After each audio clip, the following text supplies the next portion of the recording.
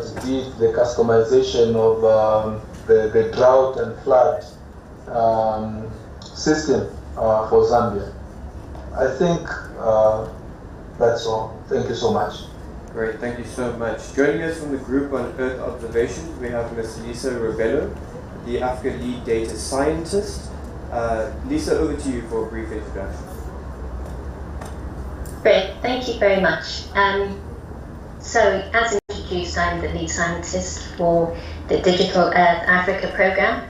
My background is in remote sensing. I'm a remote sensing specialist with 20 years of experience working across Africa. And my area of expertise is in the use of spatial information and indicators to inform land and water management strategies, and looking at how we really integrate the latest science into policy processes. So my research is focused very much on the development of new innovative Earth observation-based tools and applications which help us to better inform decision making, so including, for example, basin scale water accounting, particularly in data scarce regions, wetland inventory assessment monitoring, and looking at key performance indicators for agricultural water use and productivity across scales, as well as the integration of ICT-based tools and applications. So as lead scientist for the Digital Africa program, which is a Group on Earth Observation initiative, I oversee the science and production of Africa continental-wide operational services, which are based on the use of Earth observation data. So what we do is we use satellite images to deliver freely available analysis-ready data and decision-ready products to our end users, enabling policymakers, scientists, the private sector, and civil society to address a range of social, environmental, economic changes across the continent, and really to see how we can develop an ecosystem for innovation across sectors. So I'll stop there and thank you very much for the invitation to be part of this panel. Great, thank you so much, Lisa. And from Conservation International, we have Mr. Rod Braun, the Global Director for Delivering Nature-Based Solutions. Rod, over to you for a quick introduction. Yeah, great. So good afternoon, good morning, good evening, wherever you may be tuning in. So my name is Rod Braun, Director of Green Bright Infrastructure at Conservation International. I lead the implementation of adaptation strategies using a hybrid approach, and that is really using both natural infrastructure in combination with conventional gray infrastructure, right? And I do this kind of globally from Guyana to the Philippines to Kenya. I have nearly 20 years experience working on climate policy, coastal adaptation projects, and landscape scale ecosystem restoration projects, mostly in the United States, and specifically in Florida, which is really a perfect testing ground for sea level rise and tropical cyclonic conditions. And I have about a decade's worth of experience in emergency operations, similar to Usajo, who spoke about that a little bit. So I understand sort of the risk reducing capacity of adaptation projects using this sort of nature-based approach. And in the last several years, I've been working on filling these gaps and overcoming the challenges associated with scaling this type of work. So thank you, and I'm thrilled to be part of this important conversation today. Fantastic, thank you so much, Rod. And from the Africa Center for Technology Studies, we have Mr. Todd Miranda, a researcher. Tom, over to you for a quick introduction. Thank you so much. As introduced, I'm Tom Miranda, a research fellow with the African Center for Technology Studies, currently based in Nairobi, Kenya. I have a background in climate science, right from meteorology science, and later climate change as a science. My work experience revolves around climate resilient economies, mostly dealing with climate change adaptation research. I'm also glad to introduce myself as a research fellow with the Africa Research and Impact Network, a network that spreads across 36 African countries, bringing on board different practitioners, researchers, and policymakers. And in this particular platform, we do lots of engagements and trying to bridge the gap between science research and policy interface. So I'm glad to be here. My research revolves around climate change, mostly adaptation, but stretching bits to disaster risk modeling, specifically flood risk modeling across the African continent. I'm happy to be here and looking forward to the discussion. Thanks for the invitation. Great, thank you so much, Tom. And while we were waiting to reconnect with our virtual speakers, and Zed already answered our introductory question to frame this discussion, but by means of a reminder, and Zed, you spoke about the burden of proof on African technologists and technologies, and this perception that we don't have these solutions or we don't have these technologies to address our own problems. But giving an opportunity to our virtual speakers to answer the question, and we'll start off with Lusadro, and we'll move then through the rest of them. What are Africa's most critical technological needs when it comes to transformative adaptation and long-term resilience? So Lusadro, over to you for your response.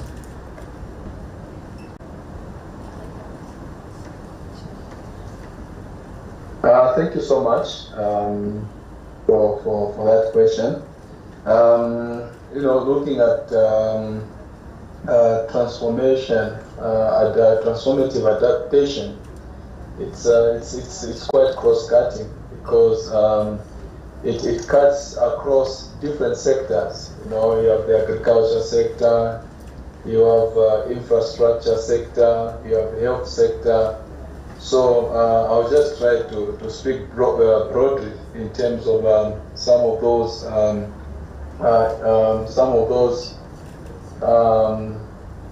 critical technologies that are needed for transformative adaptation in long term. So generally, when you look at this, let's look at, for example, agriculture, the agriculture sector. So if you look at the agriculture sector, you see that these needs have been actually applied before in certain regions of the continent.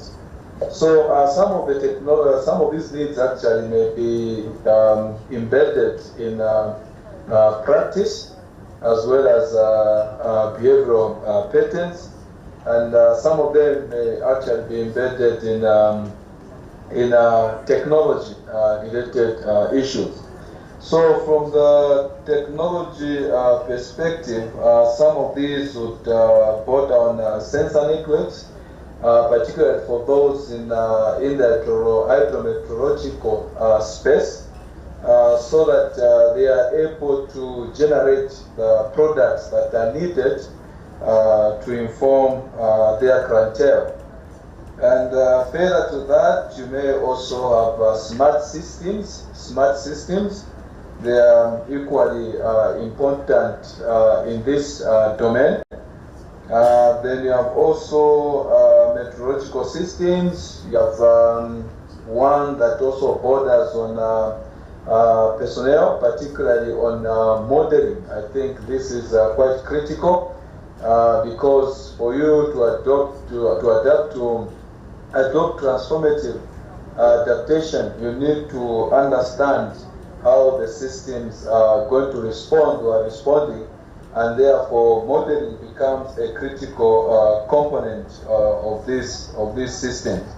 Then you also have information sharing systems, which are very critical because you need information to be shared on a timely manner. Therefore, access becomes critical. Thus, in order to build on that, you need well-equipped, robust information sharing systems. Then, further to that, also, what comes on board is interoperable situation rooms or early warning systems, broadly speaking. So some of these systems actually we find that operate in silos. So if we build synergies, between these systems, I think that would help the continent so much in terms of transformative adaptation and long-term resilience. I think broadly that is what I would look on, and then also maybe increased investments and improvements in ICT. I think this is also a very important component that needs to be addressed or looked into. We are living in a very critical age where ICT is playing a critical role in terms of transforming how we operate in different spheres. Maybe education, it may be agriculture. So ICT becomes one of the most important issues that needs to be looked into. I think from there, I'll beg to take lead. Thank you so much, Chair. Thank you so much, Sergio. Lisa, over to you with the same question. What are the most critical technological needs? Thanks. So if we just take a step back and look at the issues we're trying to address, we have the African Development Bank, which has emphasized that Africa's contribution constitutes less than 3% of total global emissions, and yet it's expected to bear the brunt of the economic impact of climate change. So across the continent, we face this twin challenge of addressing food security, but under a changing climate. And last year, we had more than, I think, 27 million people needing food assistance in West Africa alone. And currently in the Horn of Africa, we're watching the situation unfolding again to be another critical drought, following insufficient rainfall for, I think, the past four years, which is resulting in famine and mass migration. And these extreme climate events are no longer isolated events. So you have floods and droughts becoming increasingly rapid in both frequency and intensity. And against this, the continent remains a net importer of food. So we also have the World Bank highlighting that while current efforts to build resilience to climate change into Africa's food systems are effective, they're still falling short when it comes to tackling the problem at scale. So from my perspective, to address this, we really need African technologies, but with solutions co-designed with end users to address the global climate challenge. So geospatial technologies, for example, that have tremendous impact on socioeconomic development, and the Digital Earth Africa platform provides a unique opportunity for African industry, policymakers, as well as civil society to move forward in this direction. If we look back to 2019, there was a report from the World Economic Forum which estimated that the economic potential of satellite data for Africa alone could deliver up to US $2.3 billion per year. So what we do at Digital Earth Africa is really to try and capitalize on this. By operating a continental scale, African-led, African-hosted platform, a digital infrastructure in Africa for all African countries that provides free and open access to Earth observation, so to spatial data and services, and builds capacity across African countries to use these satellite-based insights to address sustainable development challenges and to empower country-level climate action. So all the Digital Earth Africa services are co-developed with partners to ensure that they are fit for purpose and can be used to support decision-making. So driven by the needs of the African community, we have the technology, we have the capacity, we just need to build it further. And what we try to do through the program is to provide better tools and services to support national development agendas in climate reporting action, SDGs, and ultimately African Union 2063.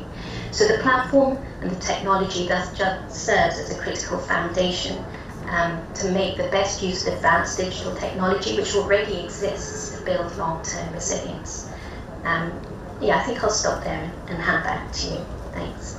Great, thank you so much, Lisa. And a number of crucial points there, particularly solutions needing to be co-designed with the users and how this can empower country-level action. But we'll unpack that further, and it would be great to hear from the audience as well what your questions are. So please do keep an ear out for what you want to ask them, because we will open the floor after this round of questions to hear from you as well and what your questions are on this topic. So we've heard from Anzette already, but Rod, over to you.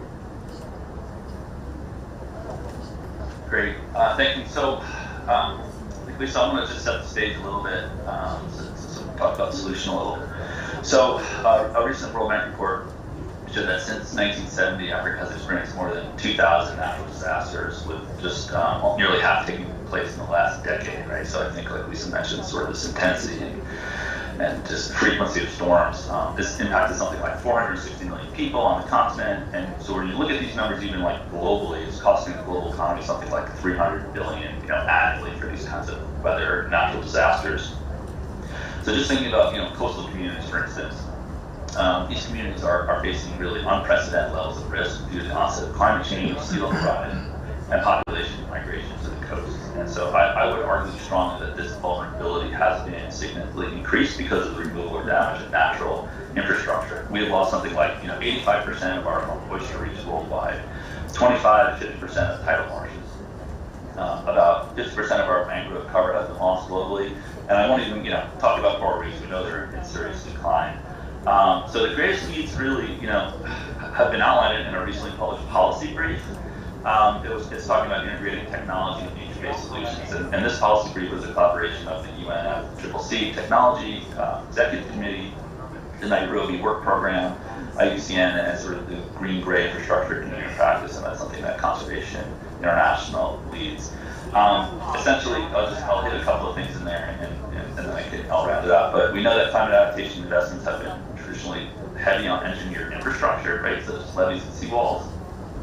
We know this infrastructure provides immediate protection, but can often be expensive to build, maintain, and it's carbon intensive, can create unintended negative impacts as well. And so in the face of accelerating climate risk facing coastal communities and ecosystems, such business as usual approaches really cannot be sufficient. And so we need this sort of integrated adaptation approach, which incorporates both natural systems, right, which can offer cost-effective multi-benefit solutions like water quality and habitat, food security, and water security, right, while addressing climate risk for long-term resilience outcomes. So really, the long short is that the most critical, I think, technological need is this integration of green infrastructure that works together with gray infrastructure to strengthen community resilience, right, to the impacts of climate change. And so we're going to talk about green infrastructure. Just some examples are living shorelines, maybe living breakwater, vegetated berms or levees. So it's this combination of nature and sort of this engineered built environment.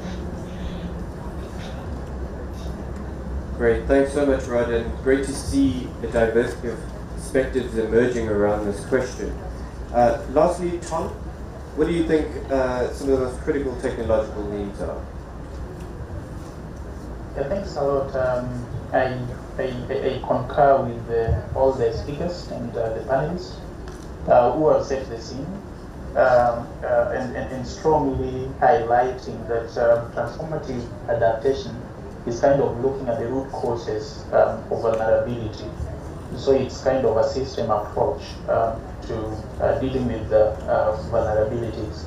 So in responding to this particular question, allow me to take a different angle, where I try to look at the issues or priority issues that Africa is dealing with and depends on. For example, if you look at agriculture that most African countries depend on, then we look at the value chain in agriculture in terms of production, processing, harvesting, and storage, and even consumption and trade. I think these are issues where different technologies, adaptation technologies, can be applied, ranging from the artificial intelligence, Internet of Things, the 5G kind of network, early warning system, which Mr. Lusajo has strongly described. And if you look at another critical sector in terms of water access, water security in the continent, I think this is also a priority area in terms of access. Most African countries are already having scarcity in water access, and managing this particular resource, there are several technologies that can be applied, ranging from the ones which I've mentioned and others. In terms of supply, distribution, recycling, which is slowly taking shape in Africa, I think lots of technologies can also be applied in that particular area, including the modeling, which has already been mentioned, to manage future possible risks in the water sector. But most interestingly, if you look at the disaster risk management, and this is alluded to what Mr. Lusaggio talked about. When talking about disaster risk management, most of our response or management style has been reactive, kind of, and to go to the proactive bits, which is much required in the continent to manage disaster risks.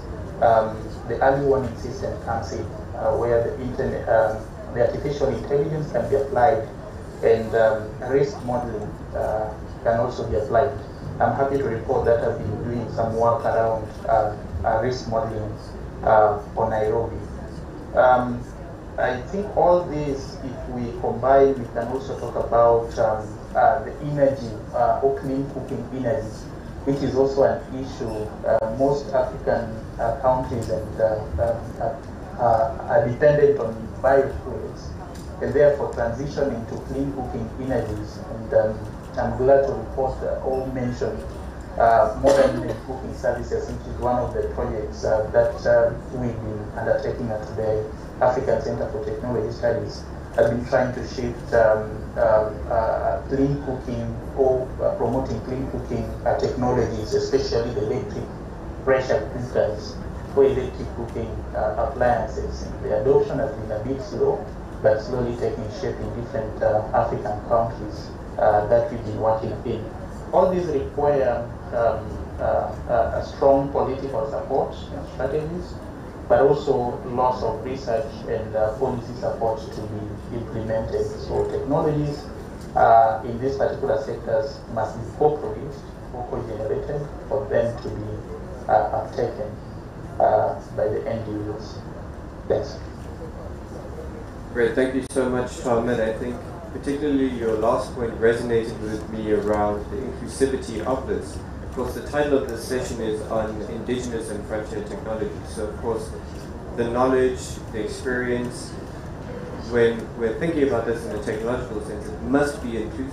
We can't just be extractive and then try to scale that out. We must be inclusive in that process as well and acknowledge this co-creation that we're pursuing. We're now going to open up to the floor. Let's see if any of you have questions for our speakers. So feel free to raise your hand if you have a question early on around what you've just heard around the critical technological needs to address transformative adaptation and long-term resilience in Africa. So feel free to put your hand up.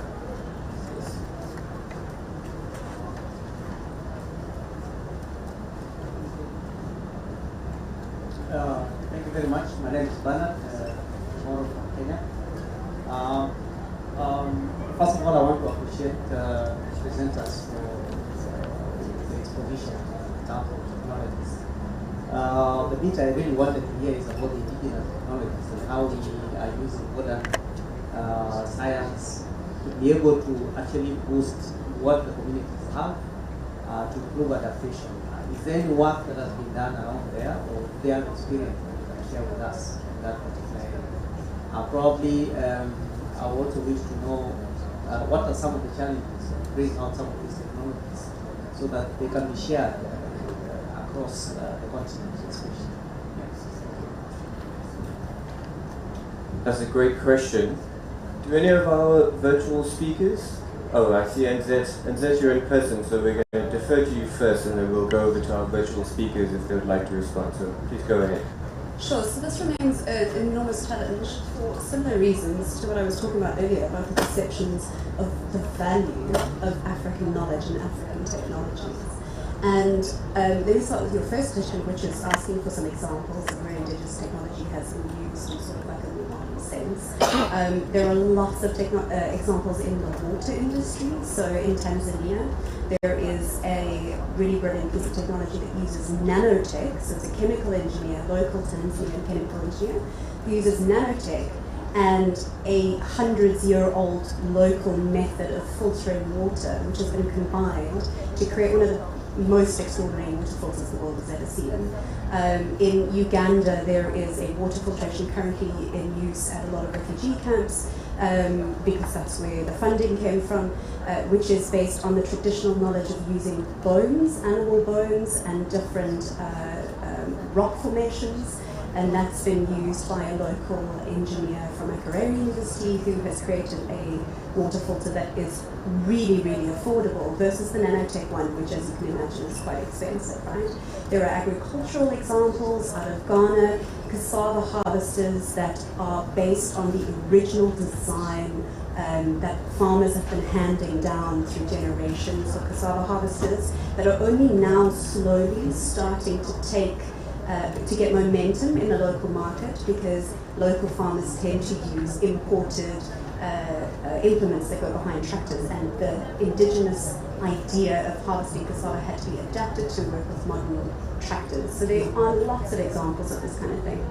You asked about the challenges faced by this people who try to use this knowledge in practical applications. There's a lot of challenges. I've spoken about perception one. There is also an issue with information getting stuck at an academic level. You see transfer technology offices opening up at universities now all over the continent, where a transfer technology officer is incentivized to look for research within the university that can be turned into a technology that can be commercialized, but there's still few and far in between, because historically investment in local tech and local research has been incredibly low, right? And there's also this issue, so one of the virtual speakers mentioned political will. When we're talking about using technology in Africa, often we talk about the world solving Africa's problems, as opposed to Africa solving the world's problems, because we have the most resilient technology in the world because of where we operate, right? And while everyone's making plans on how to get development to aid to the continent for the climate problems we're already seeing, African entrepreneurs are just getting on with it. We have the solutions. I can tell an anecdote really quickly that illustrates this really well. 5-6 years ago, I was at an innovation conference in Cape Town, and a local municipal officer came to the event, and she was looking at all the innovations on display. Wonderful stuff in terms of water access, energy access, housing that makes use of indigenous knowledge about materials to use in building homes that cool themselves, that don't require energy. And I met her at a stand and said, isn't all of this technology really incredible? And she was incredibly depressed about it. And I said, why? You know, I was buzzing, excited to see all of this local tech coming from the whole SADC region. And she said, I've been a municipal manager for 16 years. For 16 years, people have been telling me about, someone mentioned cook stoves. Cook stoves was the example she used, about, you know, local knowledge being used to build homes that cool themselves, technologies that take you off the grid. And for 16 years, I have to go back to my community and watch them live in overheated homes, off the grid, with no access to the national power network, with no cell phone networks, and none of these solutions make it to the people, because there is so little political will to promote local manufacturing, to ensure logistics improve across countries on the continent, to improve collaboration, to buy local technologies over importing international technologies, or at least adapt them so that they work locally. So a lot of the challenges that we're talking about have been solved on the continent. We just need to prioritize and give the respect that's due to the indigenous knowledge and the technologies that already exist. Thank you so much, Nzet, and I think that also speaks to Tom's point around there needing to be political will, but that is also linked to having the will to change policy, and then the role of academia and research as well. Would any of our virtual speakers like to address this question as well, around examples of indigenous technologies and what some of the challenges are? I see we've got 2 hands up. So Tom, why don't you go ahead first, and then we'll bring in Usajo.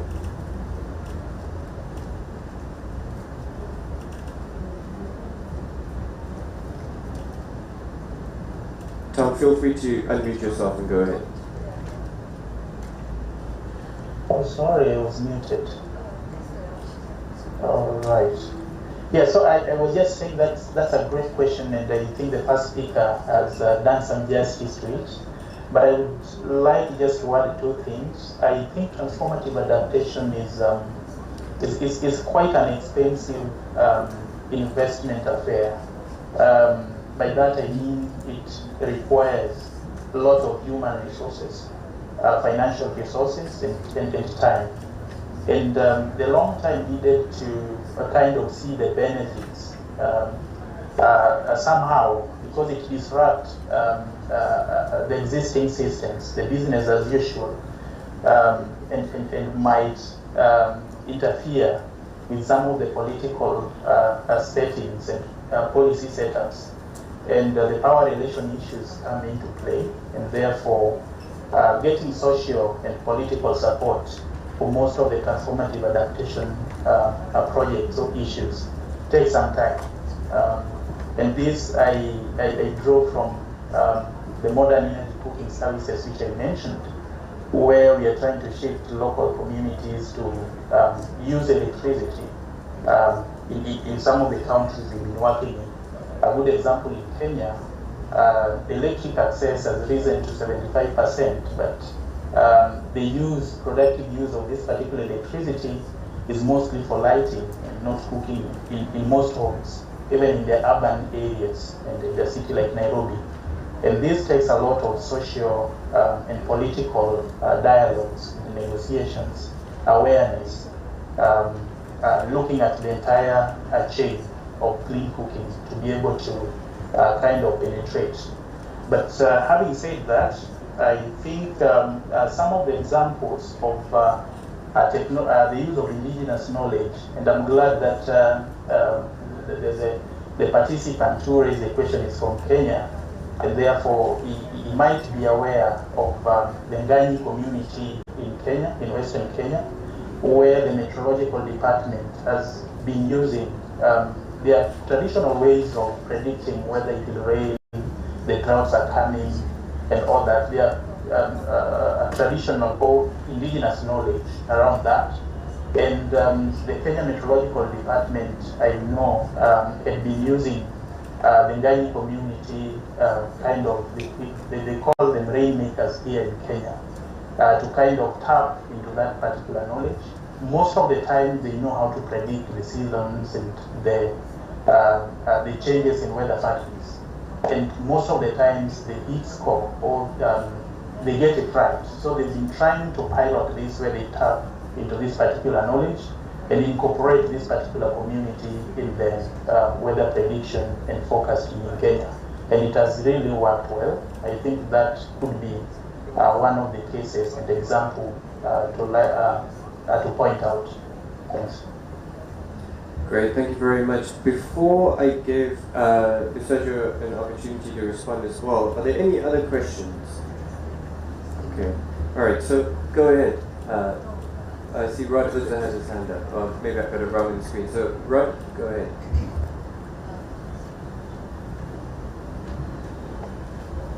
Yeah, sure. Actually, I was just going to give an example, but if Sergio wants to go first, I'll let him. I think he had his hand up first, so just to respect the order. Okay, great. Thanks. Sergio, please go ahead. It's a bit difficult for me to see the order on the screen sometimes. Right, Sergio?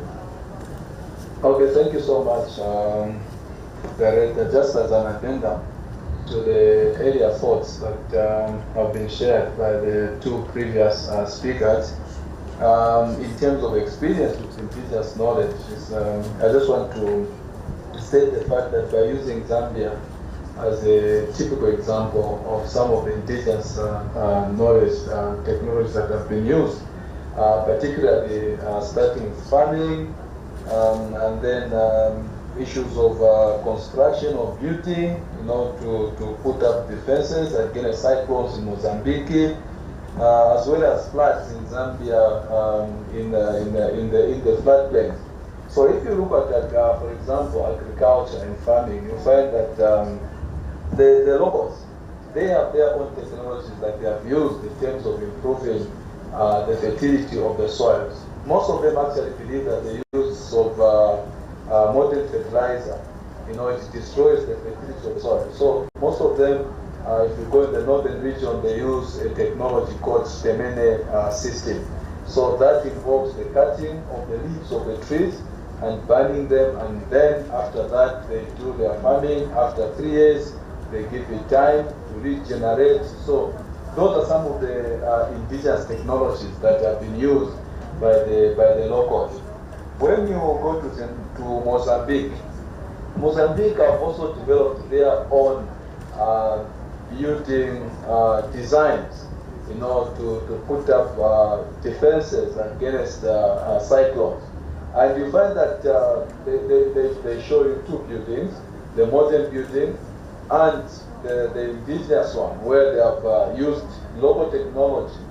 You find that when a cyclone hits the country, the modern one, they fell. They were destroyed by the cyclone. And this is also true in Zambia, where if you look at the modern schools and clinics that have been built, the roofs have been easily blown off. But if you look at those that were built in the 60s and 70s, they are still standing today. If you look at the Barose in Zambia, where they experienced the floodings, these people have two homes. They have a home in the lowland where it floods, and a home in the upperland. And even the way they have put up their houses in the floodplain, it's such that when it floods, it will be very difficult to flood. But when it gets worse, then they move to the upland. And just last on that one, I remember there's one where in Zambia we had a floating school on the Zambezi, as well as floating meteorological station right in the waters. And then the last part is one that speaks to challenges. So the challenges to this is that number one, most of the indigenous knowledge in Africa is not well documented, and that is one of the challenges. It is not well documented, and needs to be well documented. And hearing from colleagues in Nairobi, you find that some of these actually technologies are cross-cutting. They are similar from country to country. And then the other part is that indigenous knowledge has no proprietary rights. It is not protected. Just to emphasize on that, in Zambia, we have the local drink that has been made by the people called maheo. But because it had no proprietary rights, then big companies, come, and these big companies now are producing maheo, packaging it very well, and making money out of that technology. And then the other last of it is that we look down at our own technology. I think that is the other problem that we have. So we also need to respect our own technology and see how we can integrate that into science-based technology so that the two are able to supplement each other. Thank you, Chair. Thank you so much, Lusajo, for that. Rod, you had your hand up. You had an example you'd like to share with us, so please go ahead. Yeah, sure. I'll try to keep it brief too. So this example is actually it's outside of Africa, but I think it's very interesting. So there's a project in Colombia, in South America, where there's this large mangrove preserve that actually provides quite a bit of buffer to some coastal communities and fishing villages, and they were seeing essentially some mangrove die-offs, right? And so they were getting super saline water conditions that the mangroves were starting to die and turn into sort of more of these salt flats. So, traditionally you might look at sort of like, high-tech hydrologic, modeling to sort of solve some of the problems in the watershed. But they really kind of looked at sort of some of the elders in the community, and so they're able to use their knowledge of sort of the old tidal creeks and how the water used to flow, many years ago. So they use these techniques to actually go in and create and kind of restore some of these old tidal creeks and tidal flows. And so they're actually able to bring the mangroves back, and they became, quite well established. And they did this in sort of in concert with sort of a blue carbon project. So, it's like sort of a little bit more high tech of measuring carbon sequestration rates and that lift.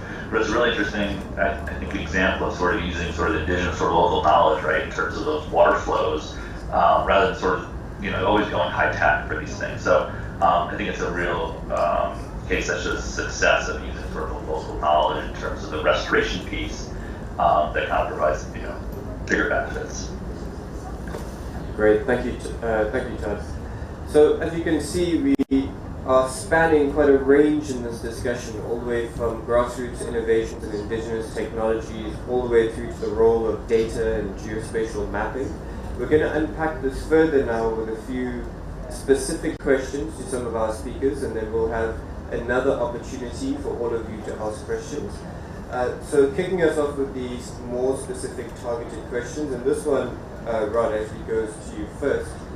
What are some of the prerequisites to technological advancement for transformative adaptation and long-term resilience in Africa?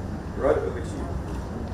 Yeah, great. So that's a really good question, and I'm glad I got this one first because it's something I've been working on for a while. So as I mentioned, the scaling of sort of this green-gray infrastructure is critical, right, for community resilience, and I kind of talked about all the things that come along with that as well. But really, there are many challenges and these foundational pieces that need to come into play for this approach, I think, to be widely integrated. And this is not just in Africa. I think this is in a lot of places that we've seen. But I'll run through a couple of these. And so that first one is sort of this lack of experience or familiarity with or confidence in these kinds of projects, right? So I think it's really critical to get these sort of on-the-ground demonstration projects, right? So it's like, what do these projects look like? People need to see them to get a really idea of how they work, right? What do they look like on the ground, right? So they're not just these abstract comments. And so at Conservation International, we worked on this practical guide for green-gray infrastructure. It was with this community of practice. So the idea is it kind of starts to mainstream and makes these projects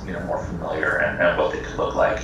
The second piece is really developing the technical knowledge, right, for this. And I think a couple of the speakers talked about this sort of, technical knowledge and data is not broadly or equitably available, right, for people to implement these projects. So we developed these sort of engineering guidelines or standards, right, for this kind of technology, so it can be more broadly applicable and used. And so, you have to ask questions like, how is this project going to perform, right? What kind of materials do you use? How do you design it? So we need to provide some of that guidance, I think, and sort of help build that capacity. And the other piece, and I think it was Tom talked about this sort of idea of, tech and the marriage of tech and policy, right? And this is critical. So policy and regulations do not necessarily currently incentivize sort of these kind of, like what I'm talking about, this green-gray infrastructure kind of solution. I think that's across the board for a lot of these kinds of solutions, right? So policy and regulations have not kept pace with these new conditions that climate change essentially has created. So regulation policies are really lagging, I think, in this area. So we really need to invest time and energy to that. And then, people have these perceived risks, right? So they constrain the investments in developing economies as well. So there's this apprehension to invest in this kind of technology because we don't know if it's going to work, right? And something that the green-gray community practice put together with some other partners is this playbook on how to sort of the idea of like funding and financing these kinds of adaptation strategies, right? So it kind of help determine, where it makes sense, return on investment, and those kinds of things. And then I think the last big piece is that people are really working on sort of these like single projects, right? Where you could say almost like a one-off type of project, right? That provide limited benefit to a geographic area. So it's almost like this demonstration project, but we need to really kind of go to that next step. And something, I kind of reference a project that's just been initiated in Miami, right? Coastal city, lots of vulnerabilities, but the concept is developing sort of this blueprint for coastal resilience. And it doesn't have to be coastal, but it's really this blueprint for resilience.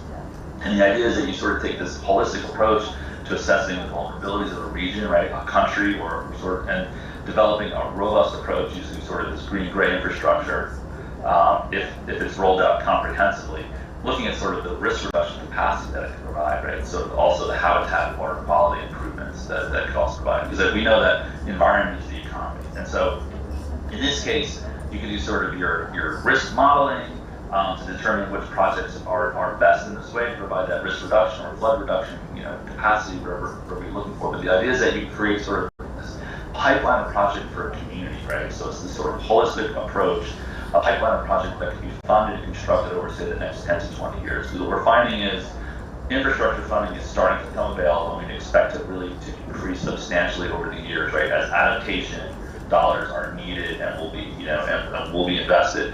But what you need to do is we have to have projects and sort of plans that are kind of almost construction ready, I think, kind of like ready to go as funding becomes available. We need, I'd love to see this sort of this pipeline of projects, a 10 to 20 year pipeline of projects, ready to go. And then I think just the last point, when considering this, and this is kind of a theme that we've been hearing today, I think we need to think about sort of the co-production of sort of localized adaptation solutions, right? That really combine the scientific, local, indigenous knowledge. It's not a one-size-fits-all. It really needs to be tailored. I think we can have, through these bigger ideas, standards, like engineering standards, but it needs to be tailored to sort of the geography. I'll leave it there. Thank you. Great, thanks so much, Rod. And I think a number of us can agree that, of course, there is the experience and the confidence issues, or rather challenges, and that there's a need for this capacity and capability building. But Rod, one of the things you mentioned that really struck me is the need to also just move away from these demonstration projects and to build out an investment-ready project pipeline that are ready to go as well. So thank you for that, Rod. Over to Anzet. So Africa is rapidly developing. Could you highlight instances where technology transformation, so for example, extensive mobile networks, has been a key driving force for effective transformative adaptation and resilience action in populations across the African continent? Yeah, sure. So I had to think about this because, of course, the same technologies that are transformative all over the world will be transformative in Africa. But I looked for an example where we could also talk about the way that they're used here, that technology would have been used here, being specifically in an African way. And the one I wanted to highlight was the use of USSD. So anyone who doesn't know, USSD is just the transfer of information through cell phone networks as opposed to over Wi-Fi, over email, or physically, right? And USSD is hugely catalytic on the continent because it allows for so much more information sharing without the resources that are needed in building huge ITC networks or 5G capable networks to send information across. I have lots of examples, but we've been talking about agriculture quite a lot today. So an agricultural example is, say you are a farmer, right? And you want to plant tomatoes. And so now you want to know where in my region is the best place to plant tomatoes, what kind of soil quality and characteristics do I need to plant these tomatoes, and in terms of adaptation, how can I reliably be informed about both the weather and the climate changes that I can expect in this area, and what do tomatoes need? Before the advent of USSD, a lot of that information would have to come from government and academia, which in most areas, not just in Africa but in the world, is an arduous process because you have to go to some ministry and try to get information, and then you have to combine that information with information from another ministry and another university. And whereas with USSD, you see lots and lots of private sector entrepreneurial ventures collating existing information available from the same ministries, universities, the information that exists in academia, real-time information, where if you were, for example, in Kenya at the moment and you wanted to plant tomatoes, you can quite literally just send a word to a USSD code on your cell phone, and for a very small amount of money that doesn't require an internet connection, you can get all of that information. You can ask the USSD-based system, where should I be planting? Where can I get finance? Who can I sell to? Who's nearby me that is in this market, right? And we've seen USSD used all across the continent in a variety of industries. It has changed healthcare communication, for example, where whole entire national healthcare systems are based on USSD. Vaccination monitoring is done over USSD. The world's first cardiovascular portable EKG machine uses USSD in Cameroon. The founder was asked at a Swiss conference how he was able to get large packets of information over to cardiologists in Cameroon because they had tried it in South America and failed, and he said USSD, and they'd never thought to use it because they live in a Wi-Fi based system, right? So USSD is one of those technologies that has been used to practically implement things that local entrepreneurs were already developing, and we're just looking for affordable ways to get services or products out to people. It's also used in maternal education. It's used in Nigeria. There is a company that connects local farmers, smallholder farmers, to large networks of markets.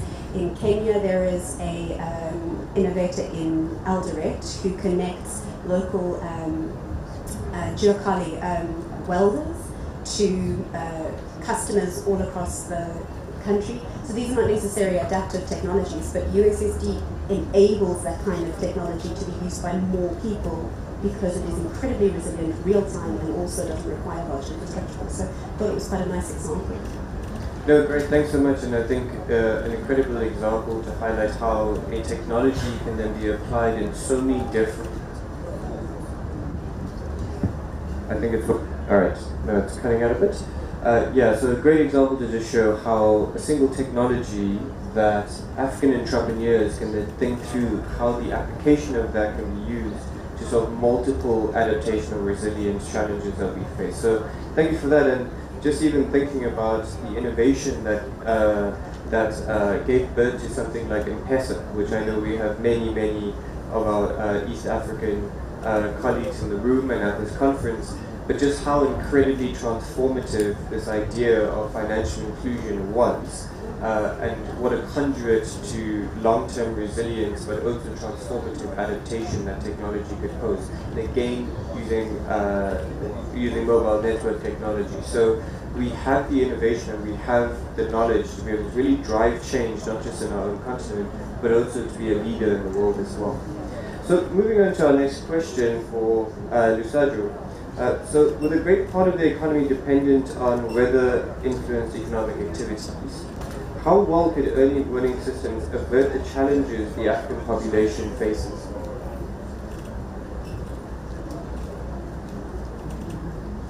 Thank you so much, Chair, for that question. Very interesting indeed. And so in answering that question, I would like to say that this is the more reason why the African Union Commission has come up with a delivery program, to try and champion the issue of investments in early warning systems to ensure that actually member states record a reduction in both disaster and economic losses. So how can this then the Commission has also developed a situation room, like I said in my preamble, that is actually supporting the regs and the member states. And so these products actually, early warning products, are being used for anticipatory action as well as impact-based forecasting. So anticipatory action is one of the ways that through early warning systems the African population can use to avert possible calamities or disasters, so to say, because anticipatory action will help to prepare as well as prevent those disasters from striking the population, and to the extent possible. So if the disaster strikes, at least you minimize the impacts of those disasters. Then the other issue that comes in is the issue of time. I think time in this disaster business is of essence. So the African population with access to early warning information or early warning systems is able to make timely decisions as well as timely response. Then the other part also is one that speaks to disaster prevention. Then we have also improved response. And then you have also this information being used by decision makers as well as planners. So early warning information or systems could be used, for planning purposes. Because if you look at most of these settlements that we have in Africa, as well as areas where people are living in hotspots. Those areas that are prone, to floods, areas that are prone to drought. So if you have early warning information, this information could be used by our planners to ensure that they direct people in the right places where they can settle. And then the other thing is that it could also save lives, and resources, so to say, because a lot of resources are put in infrastructure. A lot of resources are put in trying to provide social amenities for those people that are living in flood-prone areas. So early warning systems, information could be used to save lives, as well as save money that has been put in some of those areas. And I think basically those are some of the issues that I could try to talk about at the moment. Thank you, Chair. Over to you. Great, thank you so much, Sandra, and great to touch on not just the early warning aspect, but also how early action can also be used in this context. So moving on to Lisa, what key transboundary interventions could be applied to relieve the socioeconomic and environmental pressures in the face of climate change? Lisa, over to you. Great, thank you. And looking at that transboundary issue, and coming back to geospatial technologies, one key aspect of geospatial data, Earth observation data from satellites, is of course that it is not limited to national boundaries. And so being able to look across regions, across landscapes, across the continent is really one of the huge powers that we have by using these data. And so by providing easy access to geospatial data sets and the insights, we can drive innovation across sectors and across national borders in a variety of sectors. So looking at what we typically use these kind of data for example, measuring and monitoring changes to the natural environment, including that could be coastal erosion and inundation, degradation of water quality in rivers and lakes, monitoring of grassland, croplands of course, and forest cover. Platforms such as Digital Earth Africa really enable us to drive that insight into action on several fronts, and can really be a unique proposition as a tool to empower decision makers across Africa to monitor those changes, develop and scale interventions, which is key, and thus to take action against climate change. So I'll just touch briefly on 4 focus areas with examples of how this technology can be used to support sustainable development and climate action. So coming back to where we started with food security, I mean, this really is a key entry point. Using satellite data, we aim to improve the management of Africa's food production. So we can consider available maps of cropland extent. Most of these are typically either inaccurate because, coming back to the comment that was made previously, it's imported technology, approaches that have worked elsewhere being applied across the African continent where we have very different cropping systems. So the output is inaccurate. Or they have too coarse spatial resolutions, and because of the small field size they just don't suit, or they're not updated regularly. Whereas higher level crop-based services are now available through Digital Earth Africa and can assist with managing food insecurity by providing precise and more accurate information on crop extent, crop types, productivity. So these crop-based services they're much more accurate, they're higher resolution, but importantly they're regularly updated. And the associated data sets for the entire continent are available to be queried and to be applied for different purposes. So at the national and regional scale, the insights gained from regularly mapping rather than looking at it as a one-off activity really supports farmers, scientists, policymakers to understand how crops respond to both variations in farming practices as well as to climate. And at the continental scale, understanding food production is equally important because facilitating trade between African nations will improve food security ultimately and allow more efficient allocation of resources for agriculture and make that step towards the continent reducing the reliance on being a net importer of food. So briefly then onto a second area, water resources.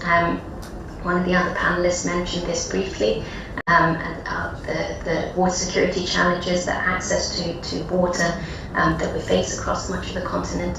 We have decades worth of satellite data available in the platform, which we translate into water extent, surface water extent and availability. And what this really is takes these huge amounts of data and translate them into easy to consume information on the presence, location, and recurrence of surface water. So what this allows countries across the continent to do is to map, assess, visualize and manage water resources, understand trends over time, improve environmental monitoring, flood mapping, monitoring of planned water releases, and understanding these surface water resources, of course, across national boundaries is critical to determine changing water use and availability and design interventions to improve long-term resilience. Because water, of course, is not a resource that is delimited by our national borders. The coastal and marine sector, across Africa, I think we have 38 countries which are linked by their coastlines. And so by exploiting the geospatial data in the Digital Earth Africa platform, we provide the information to monitor coastline changes, to understand the rates of change, associated impacts on the infrastructure and coastal ecosystems, which really is critical given the expected rates of sea level rise and predictions, forecasts for the coming decades. So in fact, Africa's marine observation industry has been identified as having a high potential to benefit from these observation-based technologies, and an area sector which is not fully exploiting them at the moment. So including sea transportation, fisheries, ocean monitoring, environmental preservation. So fishing methods, for example, monitoring harvest activities, minimizing weather and climate-related risks. None of these are limited to our national borders. What happens in one location influences countries, sometimes across the continent. And finally, just very briefly, disaster risk management. We've already heard about this area of application, so I'll just be very brief. But many African countries are experiencing floods, droughts, landslides, extreme weather events, which cause fatalities, loss of livelihoods, severe damage to infrastructure. And using geospatial data can help prevent, prepare for, respond to, and recover from such environmental disasters by providing better risk management through improved forecasting and warning systems, as well as early intervention tools and crisis monitoring. So there was a whole load of solutions suggested there, so I'll leave it and hand back over to you. Thanks. Great, thank you so much, Lisa. And thank you for also showing us not only how this technology can be used to provide us with the data that we need, but how it can be used to provide us with the information that we need for then planning and responding, etc. So thank you for walking us through some of those examples. And our last question is for Tom. So from a researcher's perspective, could you highlight the potential of some of the technologies in achieving transformative adaptation and building long-term resilience? So I know this has been touched on by various of the speakers, but Tom, over to you for your response. Yeah, thanks a lot, Chair. I think mine also resonates well with what other panelists have mentioned. In looking some of the technologies that have got a lot of potential in achieving transformative adaptation and building long-term resilience in Africa, I think I'll go sector by sector or thematically, looking at first the agricultural systems. I think there's a critical area for the continent, and the issue of genetical engineering or genetical engineering technologies has been contested in some areas of the continent. Some countries have accepted and applying the same, but I think for adaptation, especially in the agricultural sector, looking at production specifically, I think there's a technology or an area which can be exploited further. When we look at climate smart agriculture, which I think has also been touched on by the previous speakers, and looking at the three pillars of this smart climate agriculture, including increasing productivity and incomes, enhancing resilience and livelihoods, but also looking at the ecosystems, then reducing and removing greenhouse gas emissions or those which are already in the atmosphere. If you look at the entire smart climate agriculture, there are lots of technologies right from the seed production, which are resilient to different extreme weather events or systems, and I think that has also been touched on. It has got a lot of potential in the continent.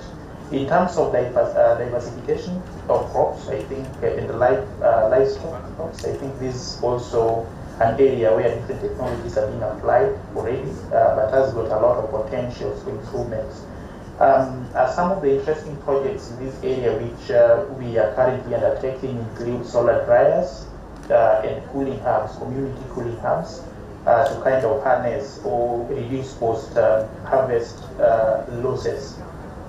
These are being done in collaboration with the different communities that we are working with. If you look at the early warning systems, I think it has been touched a lot, and I like the USSD kind of technology in this area, because even in research, when we collect data, we want to reach different people, whether literate or illiterate, in different parts, and the use of USSD has been applied. If you look at modeling and the application of artificial intelligence technologies to understand the hazards and also predict the dissemination of this particular information in the early warning systems, to kind of move communities from reactive kind of approaches to proactive approaches. I think automation comes in. For example, when we talk about measuring the river gauge or the discharge in rivers, predicting floods, automation comes in. The co-production kind of technologies, where we apply, for example, inclusive citizen science or participatory approaches. There are a lot of technologies. I think USSD stands out. If you look at water access and water systems, the issue of harvesting, in most cases, in several parts of Africa, we have lots of rainfalls for a short period of time, but this water is not harvested adequately in different communities or different areas for later use. So technologies to harvest and safely safeguard the rainwater. Technologies in prediction of water resource systems. How will a particular water resource be like in the future under different climate scenarios? I think the most interesting bit is the reuse and recycling technologies of water, which has got a lot of potential in Africa, but lots of research still need to be done in the same area. Issues of robotics and automation in the water sector in terms of supply to enhance efficiency also need to be looked into through research. If you look at clean cooking energies, I think I've alluded to this so much. The uptake of a particular technology depends on different issues, and it's highly contextualized. So a lot of research in different areas of the continent, so that the technologies can be customized to best suit the local users. And listening to what the community needs is more critical. I think many of the times we bring technologies and try to force it onto different end users, but I think the approach has changed, and I think this worked for us under the modern energy cooking services, where we bring different stakeholders together, and when they work together, they appreciate the technologies, right from the technology service providers to the government and the local communities. Finally, I think most of the technologies, I just wanted to mention a few frontier technologies which we've talked about. I think the AI stands out, the Internet of Things application for smart energy infrastructure and other applications stands out. The use of smart technologies in mobile, like the 5G, the USSD technology stands out. The clean energy technologies for renewable energy generation and use, especially in e-cooking, for example, e-mobility that are being talked about across the continent also stands out. The use of robotics as a technology across different sectors also stands out, especially in monitoring underground water resources, the climate change impact on these particular resources, and the marine life to explore the potential of the blue economy Digitalization and the use of big data is a technology in different sectors which can be applied. Most interestingly and finally is the space technology which supports the Earth observations which have been talked about. The use of local radio stations, for example, so the use of space technology for communication is also a technology we are proud of. Thank you. Back to you, Chairman. Thank you so much, Tom, and certainly a very impressive list of potentially transformative technologies for our continent. So over to the audience for a quick question. We started late, and so we are running out of time, or have run out of time. But I would like to still give the opportunity for somebody from the audience to pose a question, and then we may get one or two quick responses from our speakers. Anyone with a question? Don't see any hands. Maybe because it's just after lunchtime. But thank you all to all of our speakers for joining us.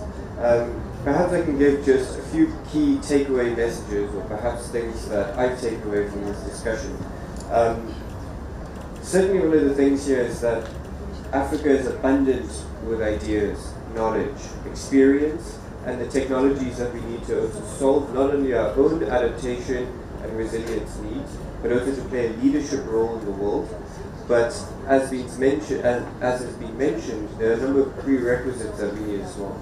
And beyond some of the perceptions, some of the confidence issues or experience that we can speak to, it's also around capacity and capability building and needing to be very clear on the need for both political will and buy-in, as well as enabling policy and regulatory environments to enable these technologies to really come to fruition. As Tom listed out this really long list of technologies, it sounds amazing. When you think about, and Zet's anecdote about the musical worker from Cape Town, said, well, I've been there for 16 years and I keep hearing about these technologies and yet the problems are not being addressed. So let us be clear that Africa has a leadership role to play, but let us also be clear on what we need to get there.